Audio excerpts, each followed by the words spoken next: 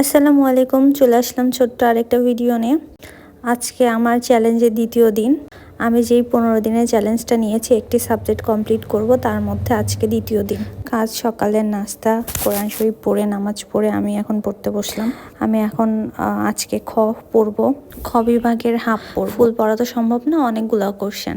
এখন বাজে প্রায় 12:30টার মতো। তো আমি টাইমার অন করে পড়া শুরু করব।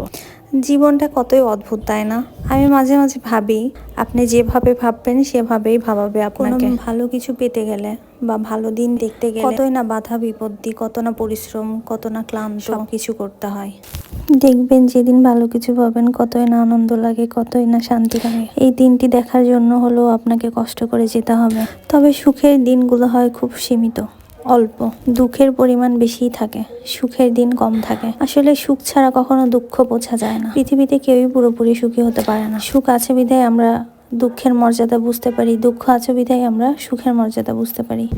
এখন আমার পড়া প্রায় শেষের মধ্যে, আমি পড়া শেষ করে ফেলবো, কারণ আমার টিউশনি আছে, তারপরে দুপুরের খাবার আছে। টিউশনি করায় এসে আমি দুপুরে লাঞ্চ সারবো, তারপরে হয়তো একটু রেস্ট নেব, তারপরে আবার পড়তে বসবো।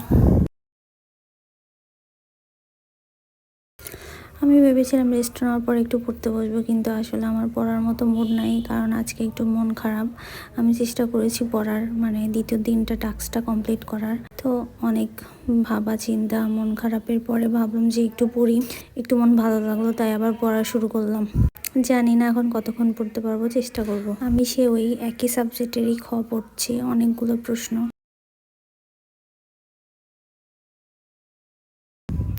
আমি বেশিক্ষণ এখন আর পড়বো না, আমি চলে যাব রাতের খাবার বানানোর জন্য। আজকে আমরা যেহেতু শীত, আজকে আমরা খিচুড়ি বানাবো। শীতের মধ্যে বেশিরভাগ আমার শ্বশুর বাড়িতে সবাই খিচুড়ি পছন্দ করে, তো আজকে সবজি খিচুড়ি বানাচ্ছি। দেখা হবে তৃতীয় দিন। আল্লাহ হাফেজ।